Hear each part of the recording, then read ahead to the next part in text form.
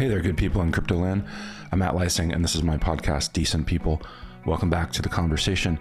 Today on the show, I spoke with Justin Hochberg. He is the CEO of Virtual Brand Group. This is a firm we've been covering at Decential for a while now. They are basically kind of shepherding in mainstream corporations into the metaverse, into the web3 space, and also advising them on strategies for games like Roblox, which is centralized but has hundreds of millions of players. So he joined the show to talk about how brands are approaching the marketing opportunities here. There's $600 million spent in digital worlds every month. So companies like Forever21 and NBC are planting a firm foothold to reach those consumers. So Justin is on the show, and we're talking about how they are going to be offering some new products and new experiences in the web3 world. So thanks for being here, and I hope you enjoy the show. Hey there, Justin. How are you doing today? Matt, I am fantastic. It is sunny, even in the real world and the metaverse, I think. Does the sun ever set in the metaverse? I guess if you decide to set it, you get to play Bruce Almighty or whatever that is, set your own conditions. I think there's also a setting in Minecraft that you can make where you don't ever let the sun set, so that night doesn't come and the monsters don't come out. There you go. I'm not sure about that one. Are you in Los Angeles? I am in the great state of California, sunny Los Angeles. We just got through some rain, but yeah, the sun is out, and it's a great day to talk to you. So you are the CEO of Virtual Brand Group. And in a nutshell, what you guys are doing is you're helping companies like Forever21 and Barbie craft and execute marketing strategies, right, in the metaverse and in a Web3 environment. Did I get that right? And maybe you could add to that just so listeners get a sense of kind of where you're coming from. Of course you got it right. What don't you get right, Matt? So yes, that is what we do, but we also think about it as a holistic strategy. So I would describe it like this: is we bridge the gap between brands or intellectual property and this new opportunity, which you could define as Web3, the metaverse, however you want to shape it. And that encompasses a couple things. One is we create strategies to help brands think about how to use 3D or virtual experiences. Two, we execute on those strategies. And three, and this is really important, we connect the virtual experiences and activations with your physical activations. So if you are a retailer like Forever21 and you have e-com or stores, how does that sync up with what we're doing so that these aren't separate lanes, but is part of a larger sort of omni-channel retailing experience? So basically what you're doing in the virtual world, maybe you're buying a skin or a hat or something like that, you can replicate that in the real world and have that beanie or that t-shirt that your avatar has when you're going through Decentral land, for example. Yeah. So one of the programs that we are reasonably well known for is exactly that, the beanie program, which in short was the proposition when we launched Forever21 on Roblox about 2 years ago was, well, every item has a different market. So what sells in China may not sell in Los Angeles, may not sell in London, different weather, different consumer patterns, et cetera. Same with the metaverse. And so the question was, what should we be selling as virtual goods? Should we be selling replicas of the physical items sold in stores, or should we be thinking about what might cater to that market under the same brand DNA? And we ran a test to see which would sell better. And what we found was some of the items for Forever21 sold great, and some of them were better sold when there were new items that were catering towards immediate Roblox trends, because that is a whole marketplace unto its own. One of those items was a black beanie, a knit cap that said Forever, that we designed, a Virtual Brand Group did. And we proposed that to Forever21, and their great insight was to let us adapt to the marketplace. We developed this item. It didn't even say Forever21, it said Forever. So it both was branded partially, but also aspirational, the word like forever, caught fire. And it became so successful on the platform of Roblox that I approached the CMO, Jacob Harkins, who's awesome. And we came up with a program to take that best-selling item on Roblox and manufacture real items in the stores and on their e-commerce. And not only did they manufacture the same item we sold, but they extended the line to be multiple colorways, t-shirts, sweatshirts, pants, etc. That not only was the first time it was ever done, it was the first time it was ever done on Roblox. And last December, Christina Wooten, who runs the partnership team, got up at Roblox's Investor Day and highlighted that as the future of commerce. And that was a year later. So it is a great program that many brands are starting to copy, like Fenty is coming out with a product that they based on our program, et cetera. And it strikes me, it's such a great sandbox, not to use another virtual world, but what a great way to test if people want a product, if there's demand for it, right? It doesn't really cost too much to put out a virtual version of something. And if it takes off, then hey, you've already got a kind of built-in market that you could sell to in the real world. If it doesn't take off, there isn't too much lost. That's absolutely right. So one of the things we strongly believe in is you have to use every medium for its own strengths. You shouldn't try and shoehorn and make it something else. So in a world of, it takes me the same amount of time to design a race car as it does a t-shirt in Roblox, we also can offer not only innovation from, say, Forever 21 to try new styles, but we can take a brand like The Voice, which we work with on a global basis, which the show, as you probably know, airs in the US on NBC. It also airs in 179 other countries, making it the most widely distributed TV show in the world.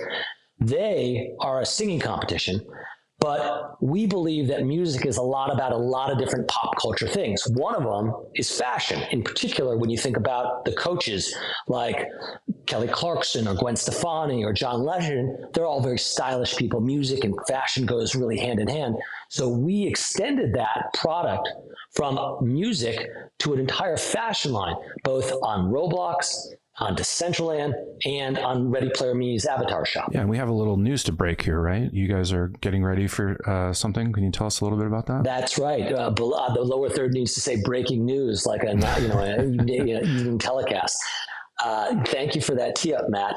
Yes, this week we are actually launching the first ever Voice collection of merchandise, our new fashion extension on the Ready Player Me avatar shop, which is a brand new program that they created at the end of last year.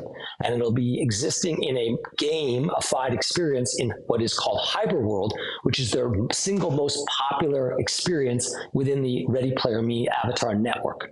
For those of you who don't know, the great thing about Ready Player Me is that it is one avatar, one set of clothing that works across 10,000 different games on a worldwide basis. So if you buy something in Fortnite, it doesn't work in Roblox and vice versa. Their proposition is cross-platform interoperability, which is kind of the way we live life in real world, right? You don't buy Nikes and then only wear it at one stadium. You buy them and wear them everywhere. Yeah. And so we're very excited because 10,000 different games is huge. It reaches 50 million players per day.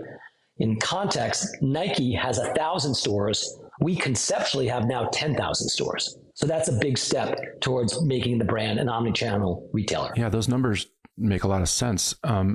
But how are you finding like this being received by some place like Roblox, which, they've built this amazing world, and I think understandably they'd sort of want to keep it like their walled garden, right? Where you've got your Robux and you sort of need to be inhabiting that world to enjoy all the things that it offers.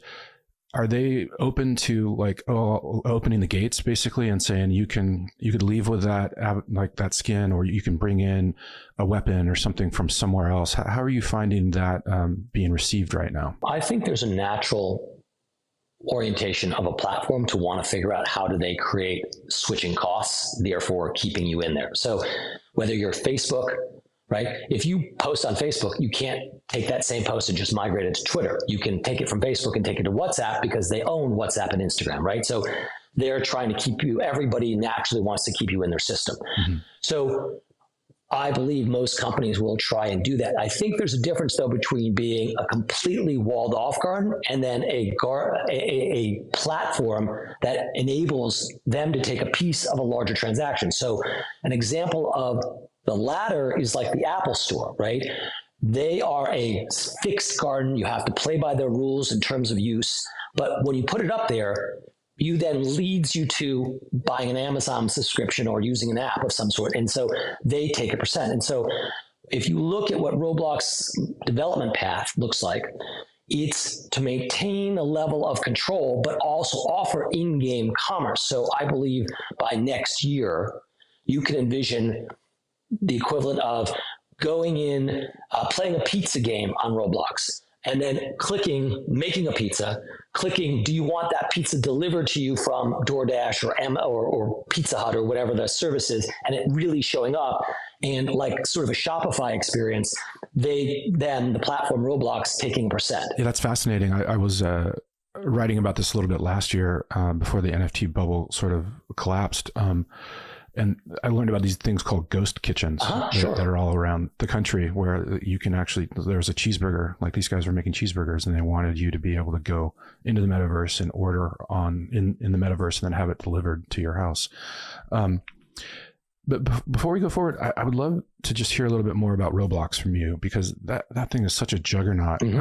My 11-year-old plays it all the time. And can you just give people a sense of like some of the numbers and some of the, I don't know if it's loyalty, but it just seems like a very sticky environment for kids and how they're interacting, and they're meeting their friends on there and they're playing games. But I would love to just hear, like, maybe for some older listeners, they might not know what is going on with this thing called Roblox. I think that's a great jumping off point. In fact, what I would say is, let me just frame the opportunity here as like why someone should even bother caring about the metaverse. And let me say, you shouldn't care about it, but you should care about the data I'm about to give you, because if you're a marketer or you're someone who has a product that wants to get in front of consumers, it's very compelling. So let's just work from math, which is, forgetting what the technology behind it is.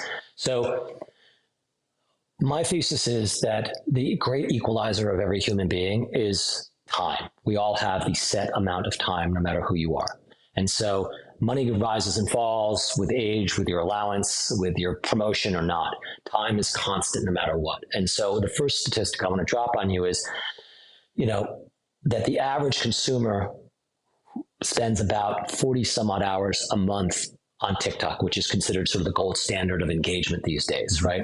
On YouTube, it's about 20 some odd hours. And then you get down to Instagram, it's 10 to 12 hours, whatever that is. When you add that up, you're somewhere in the 70 range per month as that basket of engagement.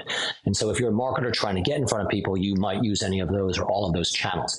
Roblox, as an example, has the average user count of about 78 hours per month, right? So all three of those combined is equal to or slightly less than Roblox, okay? So that's very powerful from my perspective. The scale of the opportunity, whether it's on Roblox, is there's about 215 million people per month, about 70 million people per day. About 40% of that is 17 or above. Okay. So 60% is younger. Yes, 60% is younger. So depending on what age demographic you want. And by the way, I would also say that over the last 3 years, that percent that is over 17 is rising dramatically faster, because every platform knows that they can't let people age out of the platform. So they've adapted the tools, the technology, the look, the feel, the brands is a big part of that to do that. And B, they know that people with 17 and above are also the most coveted demo, that also have their own independent credit cards, et cetera, that aren't parent driven. So that's a major priority. If you flip over to another platform like Fortnite, which people know for its first-person shooter games, which now allows you to create your own experiences, I think 62% in the last quarter was 18 to 24. Mm-hmm. So the majority of their players, and they have several hundred million. If you think about Minecraft, which is still around with hundreds of millions. So what we look at as a global audience is there are about 600 million people per month spending money on these virtual platforms. Yeah. Just for context, on Roblox also as another piece of data, if you think about this being an election year in the United States, if you flash back to 2008 when Obama was running, one of his great innovations was to take the risk to use Facebook as a marketing and outreach platform. We have a new election this year. If you think about Facebook back then was at about 100 million users. Today, Roblox is 2x that or more. So that's just the beginning of the story. Yeah, that's amazing. 600 million, huge number. Now, growing up, did you think you would be sitting here talking to me about virtual worlds? How did you come about to start like Virtual Brand Group, and what was a bit of your journey into not only marketing, but then putting, I don't think a lot of people, I think you're ahead of the curve here on realizing the marketing opportunity that these decentralized worlds presents. Like, and how did you discover it, and when was your light bulb moment? I will say this is the thing that got me into this exact moment, and then I'll back up to how it led to the bigger picture, was during the pandemic.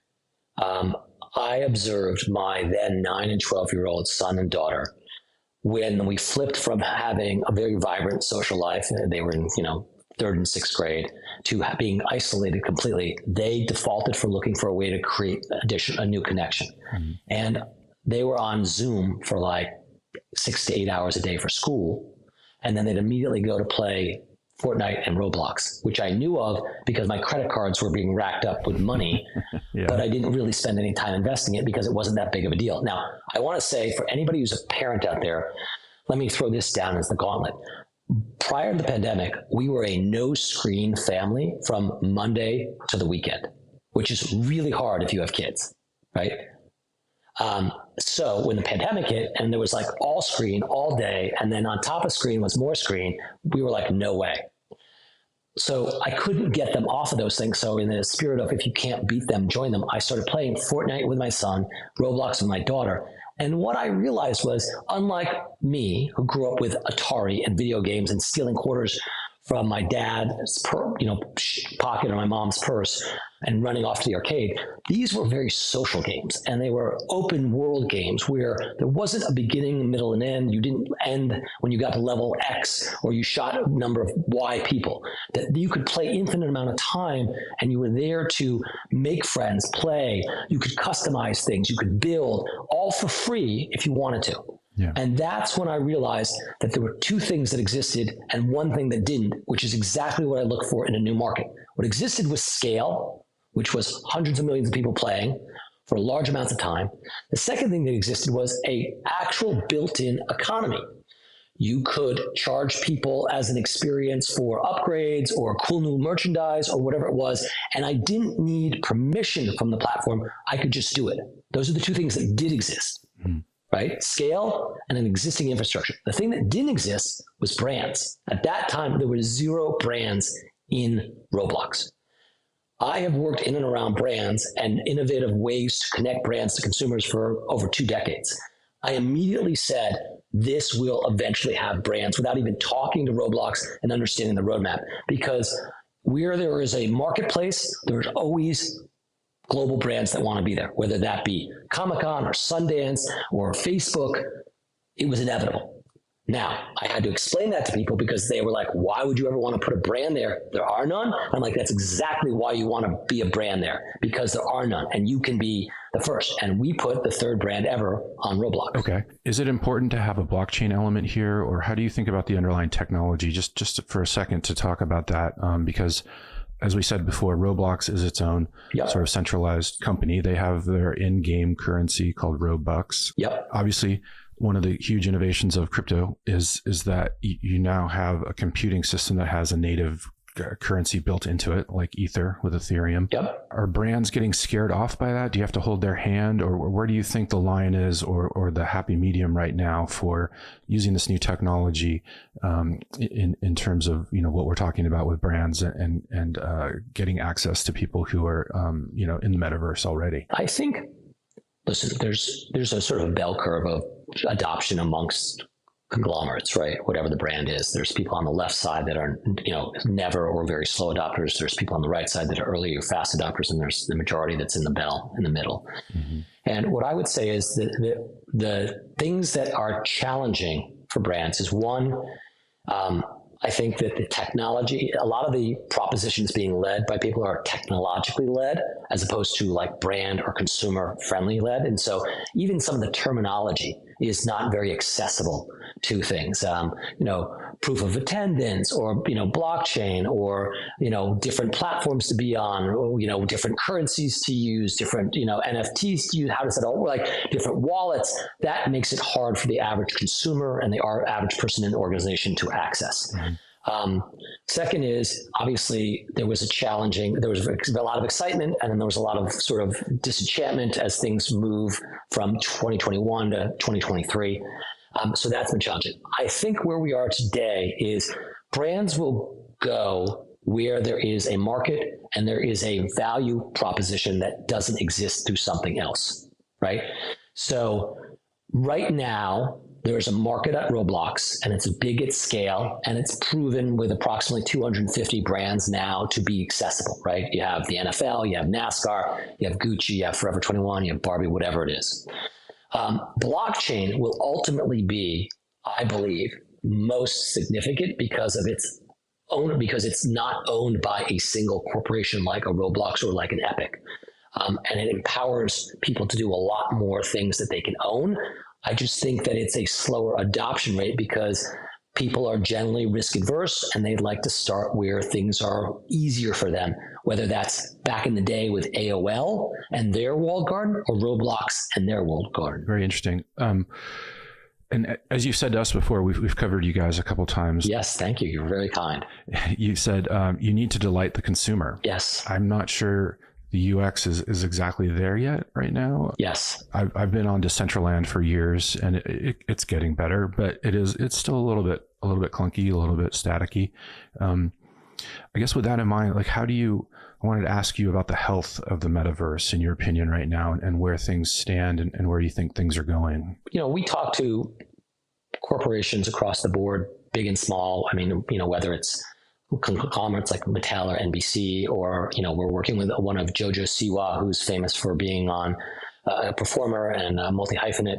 She's got a new band called XOMG Pop. Mm-hmm. It was a band founded on E and then went on AGT and did very well, and they have a Live Nation tour. So it's like a range of different types of brands and their consumers. And what we're finding is people are starting to view this as a big part of their marketing mix, right? Whatever we're talking about, whether it's Roblox or Fortnite or, some of these other things, this is now becoming commonplace. In fact, I saw just the other day the launch of Hilton Honors program with Paris Hilton, where it's all virtual, and you play the game in Roblox, and you then can earn Hilton rewards point to their elite level.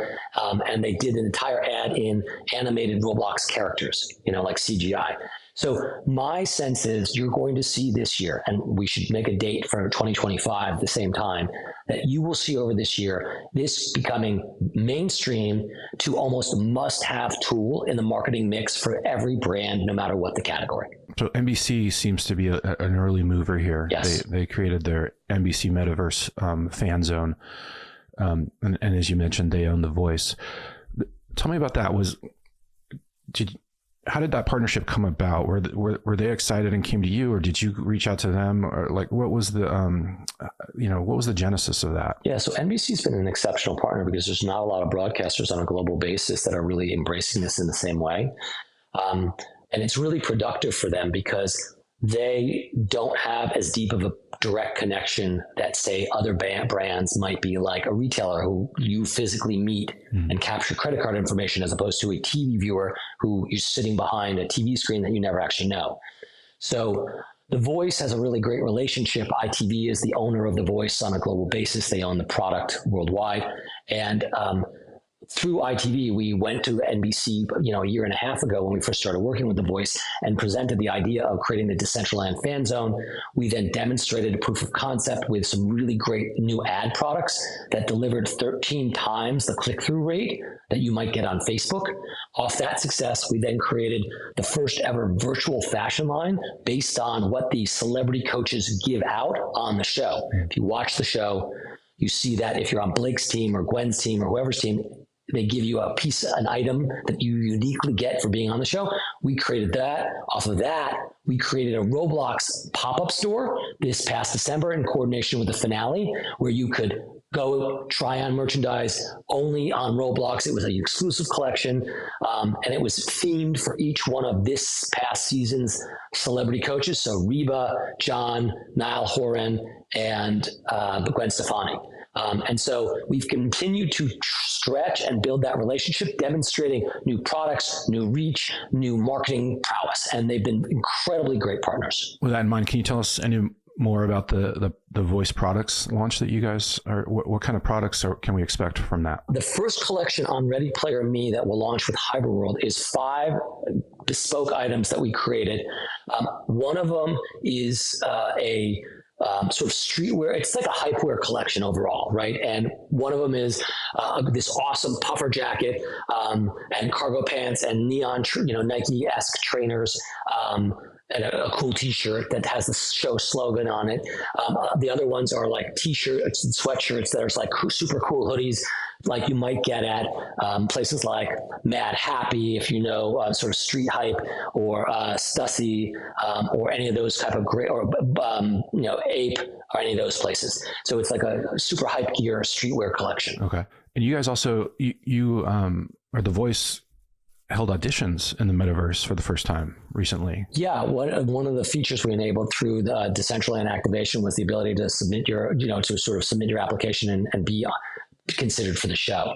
And so, in the spirit of trial and error, we are constantly looking for new ways to demonstrate value to brands and consumers that they can't achieve given the current things. I guess what I would say is I have a long history with NBC. I actually created the branded integration business for the TV show The Apprentice many moons ago. That is a creative statement and a business statement, not a political statement. Yeah, I was going to ask if anybody ever came out of that show. Maybe 1 or 2 people that you might know. So I have operated at the intersection of brands, content, and new business models for a very long time, whether it was my time at Microsoft, whether it was my time working with The Apprentice TV show created by Mark Burnett. And so this metaverse opportunity is very much similar to that, in as much as it is a new product, a new market that combines storytelling, brand, and sort of consumer-facing technology and monetization. You alluded to it before, but obviously we're coming out of a couple tough years in crypto in general. Yeah. A lot of implosions in 2022. They're still kind of reverberating now. FTX and all the other stuff. Yeah. Did that scare brands away? When you talk to them and you're trying to get somebody new to come into this market, are they worried about that, about the reputational risk? Are they worried about some of maybe the volatility that you could see? How are they approaching that kind of part of the industry? Yeah, I mean, I think that no nascent market that has very public disgraces thrives from that. It's always sort of a concern. I mean, especially if you think about FTX, it wasn't just that. I mean, there are a lot of people who didn't know a thing about crypto that saw a public face like FTX collapse. And why that resonated probably more than other things is if you think about last year's Super Bowl, which is, imminent. Yeah. There was a big FTX ad and there was a lot of celebrity in that. And, that you had very public faces representing that, and then boom, it collapsed. Mm-hmm. And many of them got sued. So, that hurts dramatically. Yeah. Does that kind of black eye make other brands, leery of getting involved? For sure. I mean, I think they're already leery because, I think people really like the idea that there is somebody responsible at the other end of the phone for anything. If you can't find, if you need help with your plane reservation, you can call the airline, right? Who do you call when it's a blockchain related issue? You don't, right? And although that makes it great because you're empowered to own it yourself, it's still scary. But the internet was kind of like that too, right? Mm-hmm. Nobody owns it. You could do whatever you wanted. It was simply just an infrastructure play, and people embraced it to figure out how to create on top of it. And I think once people start doing that in a very user-friendly way, the way Amazon did, or any of those early, 1990 products that still exist, I think you'll have mass adoption. That's interesting. I was just having a conversation with somebody along those lines, when the Bitcoin ETFs that have been approved now, Yeah. there's a question about, well, there need to be disclosures if material events are going to happen, but nobody runs Bitcoin, you know? Right. So who's going to disclose? Yeah. Who's going to take on that responsibility, and what types of things need to be disclosed? Like, there's a halving coming up when, you know, the reward for Bitcoin miners is going to go down by half. And that's probably something people should know about who are investing in this market. But again, there's nobody at the helm. So it's one of the more fascinating and tricky questions in all of crypto. Do you think we're still early here? And I know you've been, you know, a lot of things you're saying next year. Where would you kind of put the roadmap now for where all of this is eventually going to end up, in your opinion? Listen, I think the challenge you asked, Matt, is I've always said being early is the same as being wrong, right? And I learned that when I was at Microsoft working on interactive TV with the founders of web TV. And, you know, my perception was it was such a great product idea. The idea for digital video recorders and electronic program guides and shoppable commerce and video on demand, that it had to happen. And yet, decades later, less than half of those features and functionality that we demoed in the early 2000s are now available. And so what I can tell you is what I see right now happening, right? Which is more brands adopting these platforms, much like they adopted the commercial internet 2.5 decades ago. More creators being empowered, much like at the onset of YouTube, Instagram, et cetera, for those creation platforms. And a new product class is being created. And so that I see happening. The other thing I'm very enthusiastic about is when I go to conferences, whatever they are, whether it's CES in Vegas, which happened just in January, which is a big one, or South by Southwest, or any of these other places, the people who are attending are starting to move from solely technological to marketing, brand, consumer facing. So that is getting into the DNA of those people. And that's very encouraging, because when they adopt it, it moves from a technology to a solution that someone can actually use. Yeah. And at that point, you don't necessarily want to know about the technology empowering it, right? Nobody wants to go with technology. I don't even want to know about the technology. I mean, I don't think the consumer definitely doesn't. I mean, let's just take this podcast. We are using the internet, and nobody has to know how that works. This is as easy as a phone call. Yeah. And in some industries, especially I'm thinking of music, NFT is a bad word. I think NFT is generally associated with things that were very unpredictable. Yeah. Or just it's a cash grab, or, it's somebody who isn't serious about their art or whatever they're doing. It's just monkey JPEGs, right? And musicians. So a lot of what's going on there in music is, it's called on-chain music, where they're just using slightly different terminology. Yeah. What about music? I know you're very kind of product oriented and with certain things, but are you also, do you think there's a future for how music can adopt some of this new technology? Yeah, well, look, I think music is a great place for this technology to be leveraged, because music is one of the three probably most prominent culture or pop culture drivers, right? Mm-hmm. So it's music, fashion, and sports are probably the dominant things that drive our dialogue around what's hip, interesting, happening now on a global basis. I also think the music industry is is somewhat disaggregated, in as much as you have labels, then you have performers, and then you have all these fans who are not necessarily connected, right? It's not even like a retailer. Again, it's like sort of the TV model we talked about earlier with The Voice. And it's a purely digital product from its onset, right? So those are great conditions. So some people doing some really interesting stuff are like the reinvention of Napster under my friend John V. They're making a play for it. I think music is a tremendous place where you're going to see a lot of innovation, probably also outside of the traditional labels. Even if the labels are doing stuff, I think you're going to see a lot of things outside of it, because performers can own these abilities. They can create fan clubs. They can distribute digital music. There's a lot of things that are empowered. And I think whoever creates an easy access platform, which is what Napster is doing, where you don't have to think about it as an individual, you can just sort of it's like YouTube for music in terms of you just show up and use it, tools, technology, monetization, that will be very successful. Yeah, it's also, we write about it a lot here at Decential, and I've been just shocked to learn how bad it is in terms of, if you're a musician, the amount of you don't have access to your fans. You don't have access to data about your fans when you go and you tour and a concert and live shows.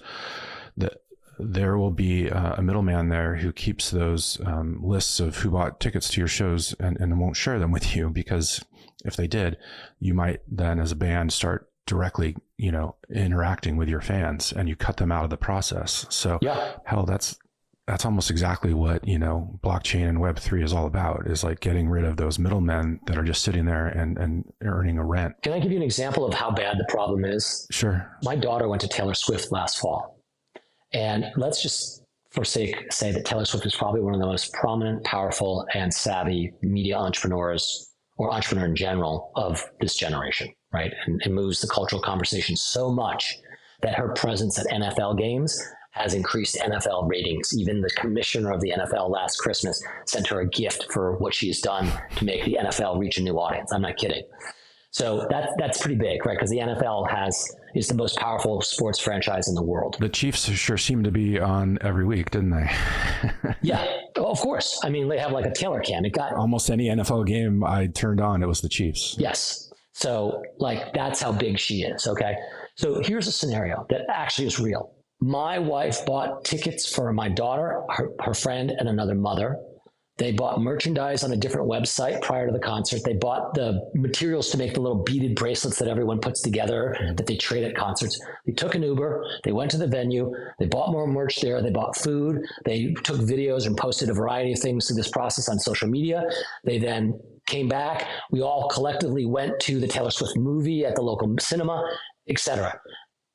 Taylor Swift does not know my daughter is a fan, or that she even went to that, because there's no trace of her.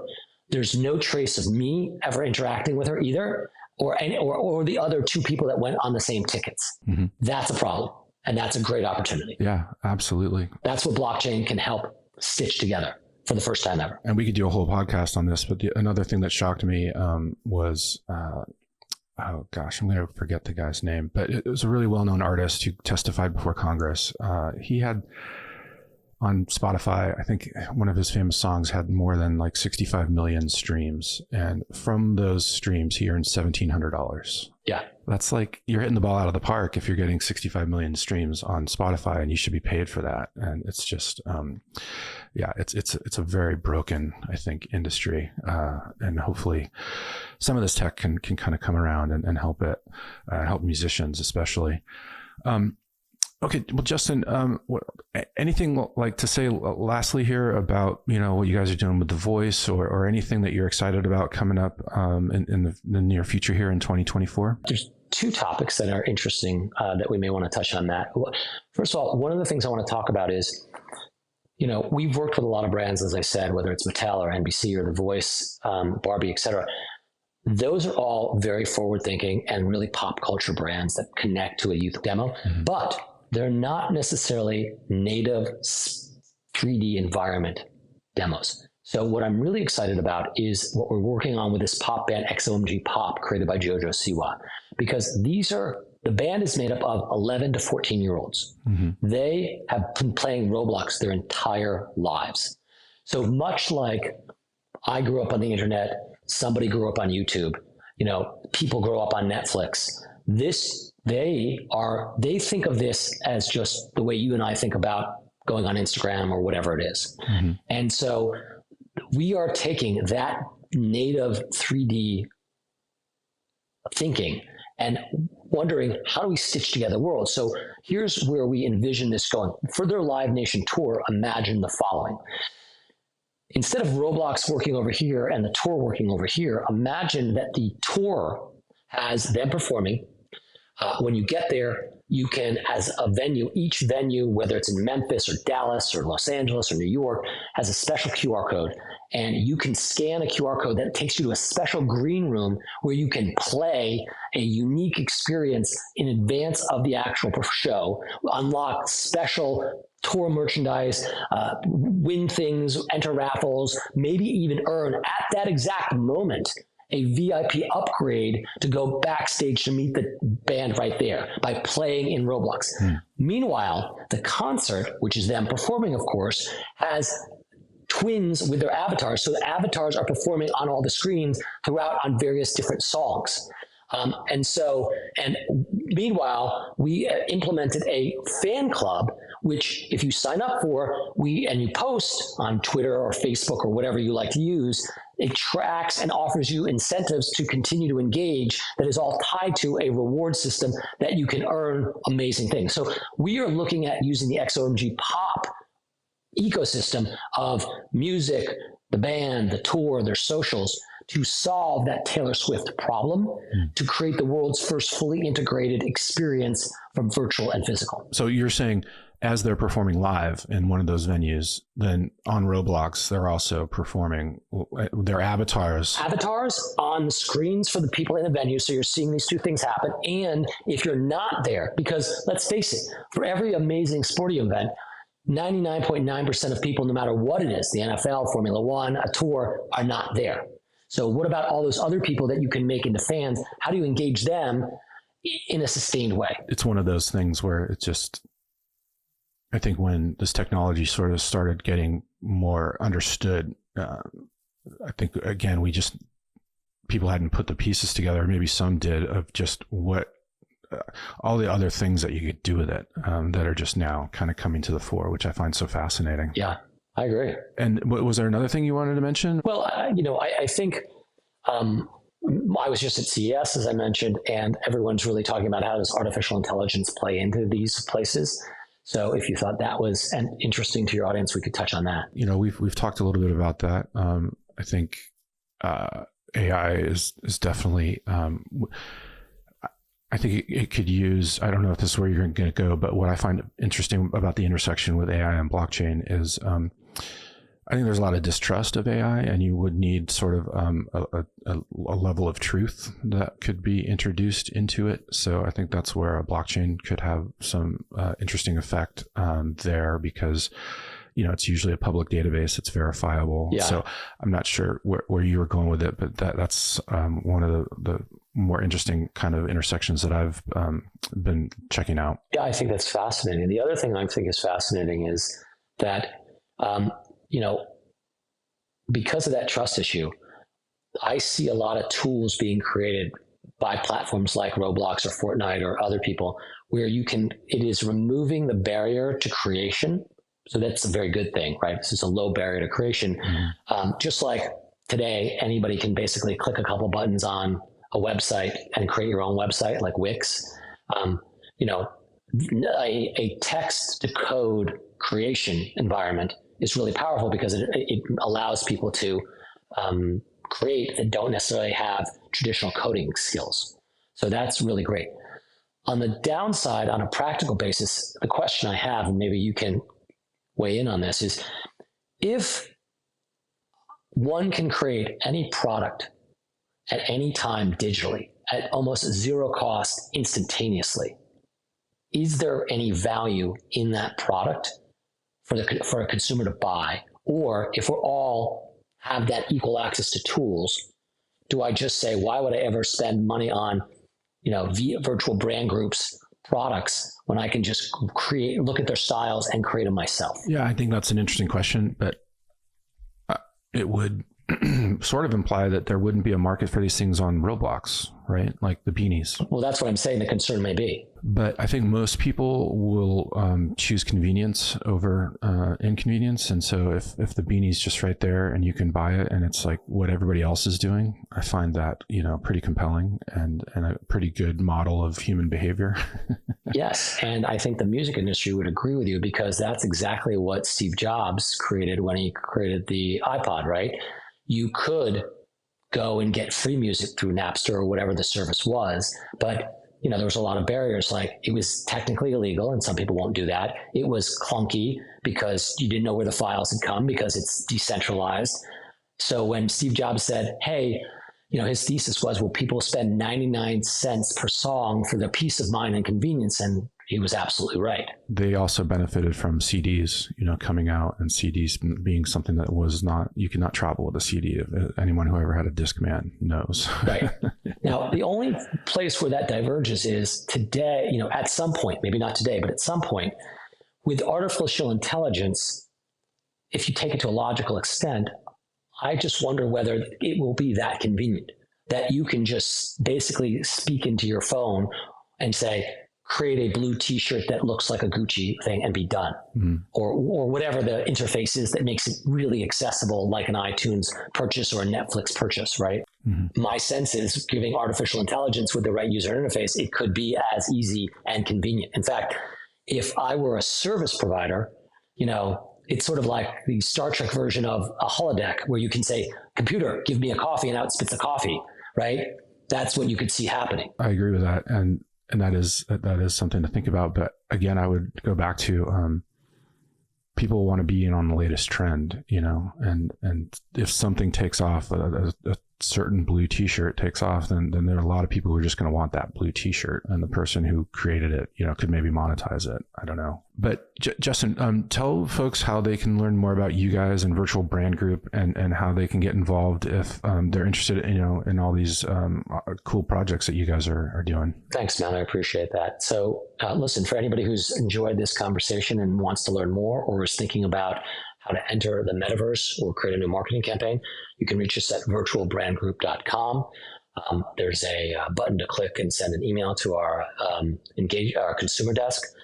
Also, I'm on LinkedIn, Justin Hochberg, and I'm pretty active there. You can see the latest news on success stories or case studies or data that you might want to consider as you think about this.